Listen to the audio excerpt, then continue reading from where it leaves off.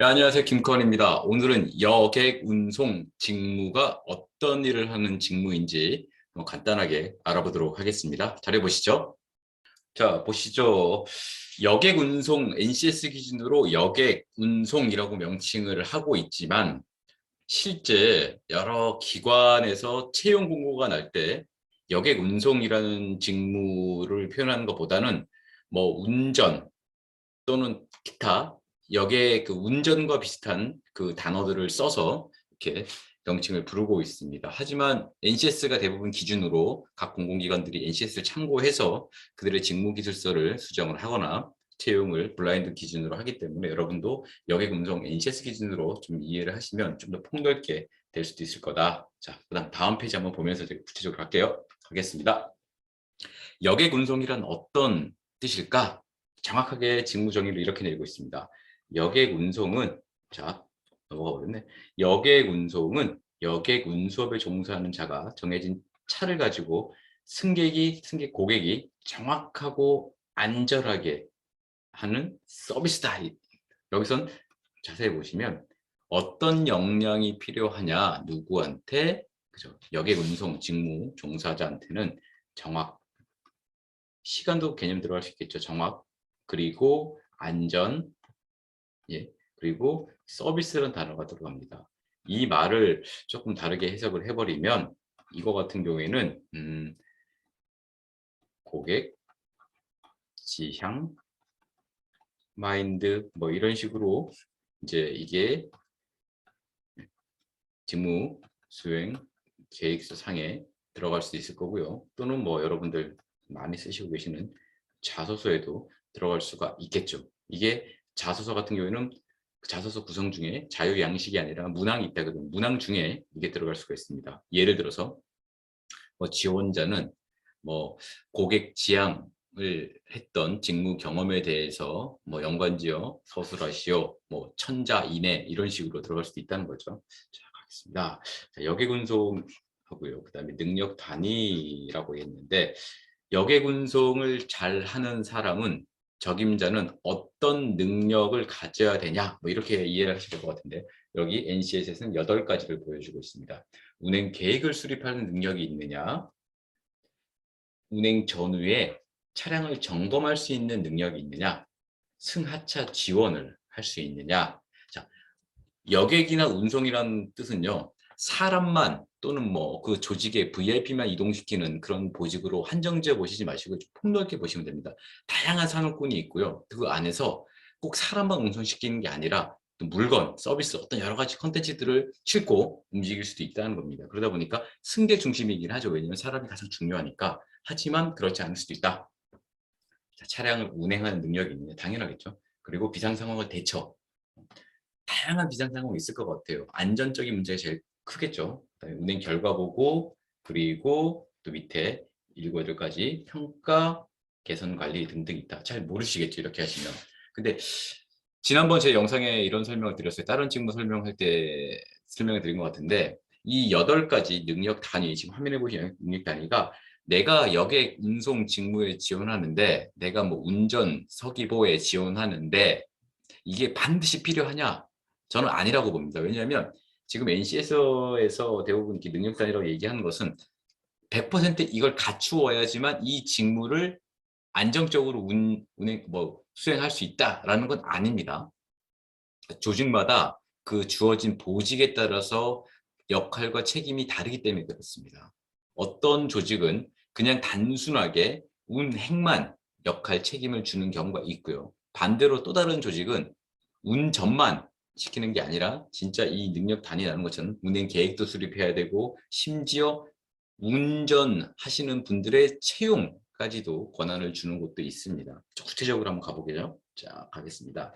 자, 여기 8가지들이 있고요. 보시면 이 1번, 2번, 3번을 쭉 가서 8번까지가 예, 능력 단위인데 예를 들어 볼게요. 운행 계획 수립하는 능력은 무엇이냐? 운행 계획을 수립한다? 차량들의 스케줄 얼핏 이렇게 이해를 하실 수 있을 것 같은데 조금 더 정확한 의미를 보시면 3가지로 구성이 됩니다. 이렇게 3가지. 운행 자원을 확보하기. 두 번째, 예산 수립하기. 운행에 관련. 배차 계획 수립하기입니다. 요 1번, 2번, 3번이 여기에 더해지면 네, 운행 계획 수립하는 능력 단위가 된다 이렇게 보시면 됩니다. 그리고 운행 전후 차량 점검 능력은 어떤 그냥 차량 잘 간단 정비 잘 할 수 있어요. 뭐 이게 아니죠. 여기 보시면 어떤 능력이냐 네 가지가 있습니다. 차량 배차 현황을 파악할 수 있느냐, 그리고 내부 상태, 차량의 내부 상태를 점검하는 거, 외부 상태, 내부, 외부, 그리고 유실물 처리하기 이런 것도 조직마다 프로세스가 있겠죠. 아무튼 요 1번, 2번, 3번, 4번이 더해져서 여기 된다. 이렇게 되겠습니다. 그리고 밑에 것들은 같은 맥락에서 여러분들 여기 있는 이런 것들을 좀 읽어보시고 어떤 뜻인지 이해하는 게 중요할 것 같아요. 우선 영상에 시간 한정이 있기 때문에 전 이 8가지 능력 단위를 다 설명드리기는 좀 그렇고요. 운행 계획에 맞춰서 집중적으로 설명 좀 드려볼게요. 자, 운행 계획입니다. 운행 계획은 무슨 뜻이냐? 운행 계획이란 운행 자원을 확보하고, 운행 자원이라면 대부분 차겠죠. 확보하고 운행을 위한 예산을 수립하며, 그 돈이죠. 돈. 차에 대한 뭐 차량을 구매하는 거, 차량 유지비 여러 가지가 있을 거 아닙니까? 뭐 기름값도 있을 수 있을 거고 그 안에 여러 가지 수리비나 개선 정비 비용도 들어갈 거고요. 그리고 배차 계획을 수립하는 능력, 상당히 뭔가 좀 치밀한 능력이 필요할 것 같아요. 이런 능력이 바로 운행 계획 수립이다. 그리고 이 운행 계획 수립 능력은 운행 직무를 맡는 직무 지원자는 갖추고 있으면 좋다라는 겁니다. 자, 우선 뜯어보죠. 운행 자원 확보하기. 운행 계획 수립을 잘한다는 사람은 운행 계획 수립, 운행 자원 확보하는 능력이 있을 겁니다. 이 능력은 이런 능력들이죠. 쭉 보시면 되고, 자, 어떤 지식이나 기술이나 태도가 필요하냐? 잘 보셔야 되는 게 지식, 기술, 태도들은 대부분 그 공고가 나오는 기관에서 명시를 거의 합니다. 안 하는 경우도 있긴 있습니다만 직무기술서라는 이름으로 명시를 하죠. 이때 여기에 있는 지식이나 기술이나 관련된 태도들을 집어넣습니다. 여러분도 이런 지식이나 기술 태도들을 좀 꼼꼼하게 보시면서 여러분이 작성해야 되는 직무수행 계획서에 좀 논리적으로 이렇게 분배를 시키는 게 좀 노하우가 될 것 같죠. 운행 자원 확보할 때는 어떤 지식이 있어야 되냐 보죠. 연간 사업 계획, 인력 채용 계획 수립, 차량의 종류 특성 알기, 적정 인력 산정법, 인사 규정. 자, 헷갈릴 거예요. 보세요. 이럴 수 있지 않을까? 쉽게 얘기하면 나는 땡땡 기관에 쉽게 얘기하면 그냥 운전보직으로 지원을 할까 하는데 왜 NCS에서는 쓸데없을 것처럼 보이는 HR, 인사 조직, 인사 담당자, 인사 전문가가 할 법한 이런 적정 인력 산정이나 인사 규정이나 인력 채용 계획 수립을 할까? 아까 제가 서두에 말씀드렸죠. 어떤 조직은 그냥 운전 보직은 운전 정도에 집중을 시키는 거죠. 근데 또 다른 조직들은 그 소위 배차반, 예전에 뭐 배차반 많이 불렀어요. 큰 조직들이 그렇습니다. 회사 내부에 여러 가지 차량들이 있으면 이 차량들이 차량의 관리가 50대야. 그럼 50대를 운전할 수 있는 전문 운전 그 보직을 가지신 직무 수행자가 있을 거고요. 그 중에서 이 50대를 운행, 배차를 관리하고 차량 정비를 관리하면서 특히 그 운전 보직에 계신 분들을 적절하게 이렇게 스케줄링 하시는 능력도 필요하겠죠. 그렇기 때문에 HR적인 요소가 들어갑니다. 또는 한 조직의 어떤 그 총무라고 부르기도 하고요. 이름에 따라서 뭐 경영지원 이쪽에서 이 배차와 관련된 업무를 같이 하기도 합니다. 그래서 어떤 조직에선 총무팀이나 경영지원팀 안에 운전을 하시는 직무 수행자들이 사무실이 자기네 데스크가 거기에 있기도 합니다. 그렇기 때문에 이렇게 하는 거다. 하지만 적정 인력 산정이라든지 뭐 어떤 뭐 연간 사업계획 인력 채용 이거는 통상 제가 뭐 컨설팅을 하면서 또는 알게 되면서 본 것 중엔 운전과 관련된 운행과 관련된 특수 직무 수행자들한테 이걸 바로 시키진 않아요. 왜냐하면 상당히 복잡하기도 하고 또 상당히 비효율적이라고 생각하기 때문에 그렇습니다. 차라리 인사팀에 있는 이런 걸 주로 하시는 분들이 담당하는 게 더 효과적이다라고 보기 때문에 그렇죠. 그래서 그냥 이런 지식이 필요하면 좋겠다 싶으십시오. 알면 좋은 거 아닙니까? 어떤 기술이냐? 비슷하게 나와요. 환경 분석, 수요 예측, 분석 기술, 문서 작성 조직 능력. 이것도 지식과 같은 맥락입니다. 알면 좋은데 굳이. 근데 이건 필요할 것 같아요. 문서 작성 능력. 이 문서 작성 기술이죠. 워드나 한글로 일정 배차 일지, 결과 일지, 차량 정비 일지 또는 기타 회사에서 요구하는 문서 작성에 대해서 작성할 수 있는 능력이 있어야 된다. 그리고 태도, 어떤 태도를 가져야 되냐? 전략적 사고, 포괄적 시각, 분석적 태도, 객관 태도. 상당히 뭔가 완벽한 사람을 요구한 것 같은데 실제는 그렇지는 않습니다. 아까 제가 운전에 대해서 안전, 서비스 마인드가 핵심이라고 했죠. 이 사람을 A라는 지점에서 정확하게 1시간 후에 B라는 지점으로 안전하게 만족스럽게 운행을 하는 게 나의 직무의 목적이다. 가장 큰 목적이다라고 하면 그 직무 수행자의 태도는 어떨까요? 예. 서비스 마인드가 있어야 될 거고 안전, 그다음에 꼼꼼하면서 상황 대처 능력도 있어야 되겠죠. 여러분들은 이 태도를 보시면서 또 여러분의 직무 수행 계획서 안에 어떻게 적절하게 이걸 내 경험을 잘 각색을 해서 집어넣느냐가 중요하겠습니다. 쭉 가볼게요. 예산 수립하기는 어떤 게 있느냐? 예산 수립한 능력이 있어야 되는데 예산 수립하기는 이런 지식과 기술과 태도가 필요하다. 근데 실제 또 반복적인 얘기이긴 하지만 이렇게 손익계산서까지 나올 필요는 없다. 다만 조직마다 다르다 이렇게 보시면 될 것 같아요. 적극적인 의사소통 자세, 목표 지향적 책임감 등등이 필요하다. 자, 또 갈게요. 배차 계획 수립. 이건 실질적으로 좀 그 배차 반, 배차 팀에 있게 되면 좀 팀장급이나 관리자급에서 필요한 능력이 될 수 있을 것 같다는 짐작이 듭니다. 차량 대장, 운수 종사자 인력 관리 대장, 그죠? 공장 입고 차량 확인서, 배차 절차, 차량 배치 절차. 예.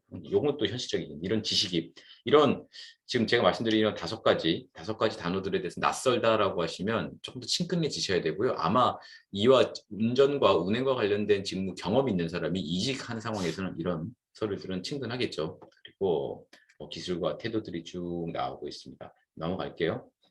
자, 그다음에 여기서 고려사항이라고 예시에서 잠깐 언급했는데 쭉 써 있어요. 간략하게만 해보겠습니다.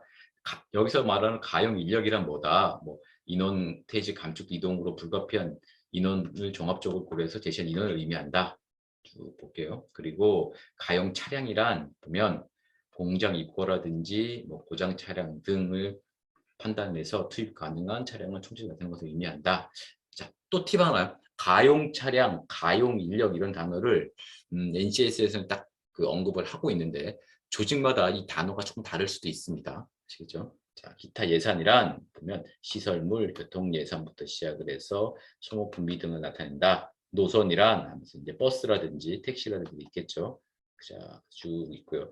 서류를 보시면 연간 사업 계획, 인력 운영 계획, 차량 운행 계획, 특히 차량 운행 계획, 차량 일칙, 차량 정비 계획, 차량 정비 현황 보고서 등등은 여러분들이 이 직무를 종사하시게 되면 상당히 쉽게 접하는, 그리고 여러분이 작성하고 읽어보고 팀과 회의해야 되는 그런 문서가 되겠습니다. 자, 오늘은 NCS 기준으로 여객 운송 직무에 대해서 알아봤고요. 여러 가지 뭐 크고 작은 특수 목적이든 일반적이든 기관에서 이런 여객 운송 또는 운전, 서기 등등으로 채용을 낼 때 여러분들 그냥 내가 이렇게 운전을 했어요. 뭐 군대에서 운전 경력이 있어서 운전을 합니다. 이런 식으로 하시면 조금 변별력이 좀 떨어지게 됩니다. 조금 더 운전, 여객, 운송이라도 이렇게 NCS 기준으로 제시된 이런 자료들 좀 읽어보시고 그 읽어본 내용을 토대로 더하기 여러분들을 하시는 겁니다. 아시겠죠? 자, 정리를 해볼게요. 해보시면 지금 화면이 작게 보이는데 잘 보일까 모르겠습니다. 오른쪽은 대체로 직무수행 계획서의 전체 평범한 흐름입니다. 서론, 본론, 결론으로 나서 서론 부분엔 이 직무에 대한 이해, 그리고 본론 부분엔 계획, 그리고 마지막은 다짐이나 포부 이런 것들을 집어넣게 되죠. 이때 양식은 다 다릅니다. 조직마다. 다만 평범한 양식들을 제가 지금 말씀드릴 거고 이때 여러분이 여객 운송이다라고 하시면 이 정의도 분명히 이해하셔야 되지만 능력 단위들이 어떤 뜻인지를 이해하셔서 요것들을 적재적소에 이 배분을 잘 하셔야 된다. 쉽지 않은 작업입니다. 어떤 회사는 1000자 이내로 쓰세요 하지만 어떤 회사는 A4 5장으로 쓰세요라고 하시기도 하고 또 어떤 채용에서는 이런 서론, 결론, 본론을 나눠주지도 않고 그냥 자유양식의 A4 5장 뭐 이런 식으로 쓰라 그러면 그냥 멍하시죠. 멍하시기 때문에 이때 잘 분배해서 쓰는 게 필요하다. 잘 분배를 하시려면 예, 여러분은 여러분을 스스로 제일 잘 알잖아요. 어떻게 살아왔고 어떤 자격이나 경력이나 이런 것들 쌓아왔는지 잘 아시잖아요. 이것과 지금 제가 말씀드린 이 여객 운송 NCS 기준으로 본 것들을 좀 꼼꼼하게 읽어보시고 그리고 시작을 하시면 예, 좋은 직무 수행 계획서가 나올 수가 있습니다. 자, 네. 여객 운송 또는 운전, 뭐 여러 가지 운행, 또는 배차 등등 여러 가지 이름으로 조직에서는 이 여객 운송 직무회를 호칭을 하고 있는데 경쟁력을 가지는 어떤 제출 서류를 만들기 위해서는 내가 지원하는 그 직무가 어떤 일을 하는지 예, 경쟁자들보다 좀 다르게 표현을 하고 좀 전문성이 있어 보이고 또 안전하게 성실하게 저 직무 수행을 할 것 같은 태도를 보이는 게 중요하겠습니다. 자, 오늘은 여객 운송 직무에 대해서 알아봤습니다.